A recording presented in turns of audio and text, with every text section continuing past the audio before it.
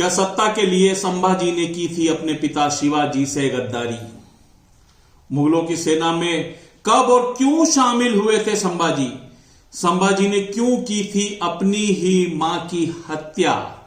मुस्लिमों ने कब कब बचाई थी शिवाजी की जान? और मुस्लिम सूफी संत शाह शरीफ से क्या है शिवाजी का रिश्ता, क्या है शिवाजी का नाता?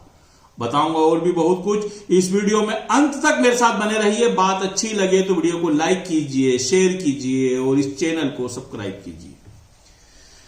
जय हिंद दोस्तों, मैं हूं आपका अपना परवेज इकबाल। इन दिनों सारे देश में एक फूहड़ फिल्म की धूम मची है जिसमें इतिहास को तोड़ मरोड़ कर दिखाया जा रहा है। हालांकि देश में नफरत फैलाने पर आमादा नफरती चिंटुओं की यह कोई पहली कोशिश नहीं है।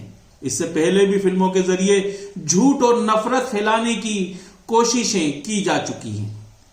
सत्ता के लालचियों का यह प्रायोजित खेल अब भी जारी है। खैर, जिन्हें झूठ और नफरत फैलाना है वो फैलाते रहे, हमारा काम आप तक सच्चाई पहुंचाना है। तो आज हम बात करेंगे मराठा नायक शिवाजी और उनके बेटे संभाजीराव भोंसले की, जिन्हें नफरती गैंग हिंदू नायक बताकर उन्हें न सिर्फ मुस्लिमों का दुश्मन बता रही है बल्कि उन्हें सांप्रदायिक बताकर उनके महान चरित्र का अपमान भी कर रही है।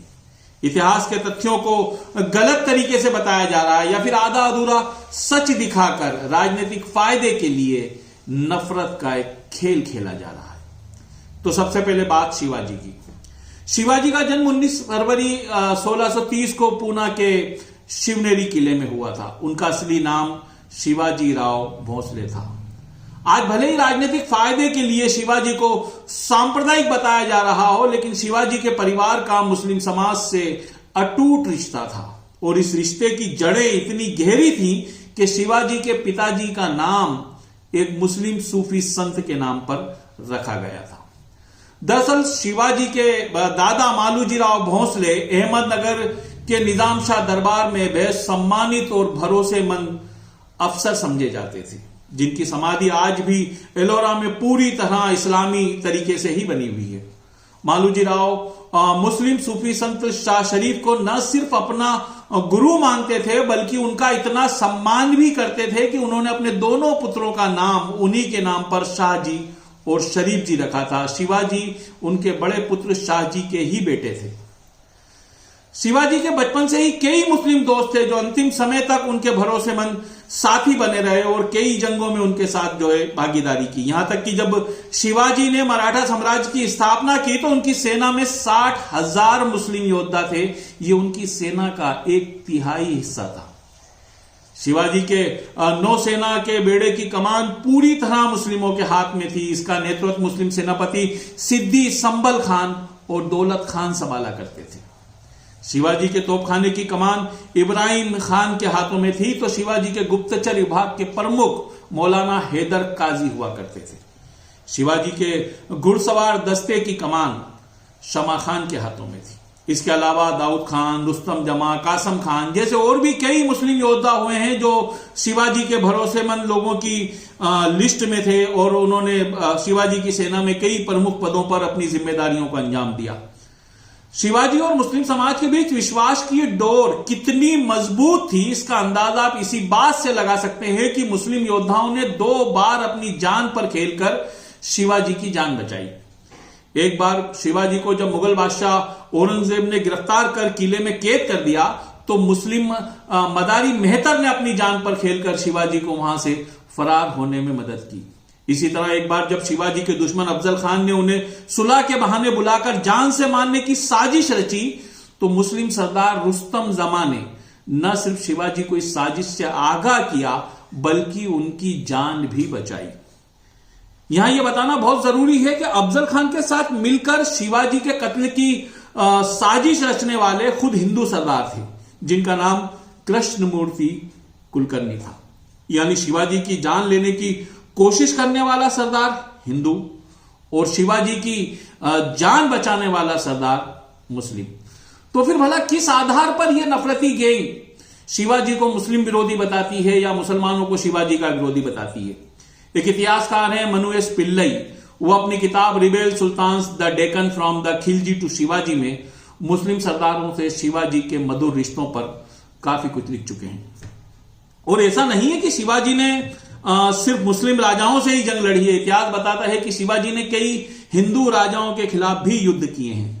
दरअसल शिवाजी या उस दौर के जो युद्ध होते थे वो सांप्रदायिक आधार पर नहीं लड़े जाते थे, बल्कि वो युद्ध सत्ता, संघर्ष और अस्तित्व के लिए लड़े जाते थे।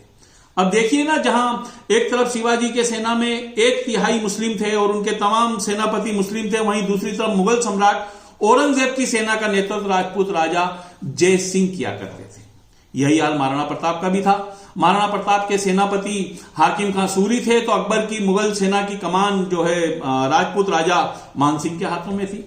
बहरहाल वापस शिवाजी पर आते हैं, तो शिवाजी के नाम पर आज भले ही देश में नफरत घोलने की कोशिश की जा रही हो, लेकिन शिवाजी बिल्कुल भी सांप्रदायिक नहीं थे।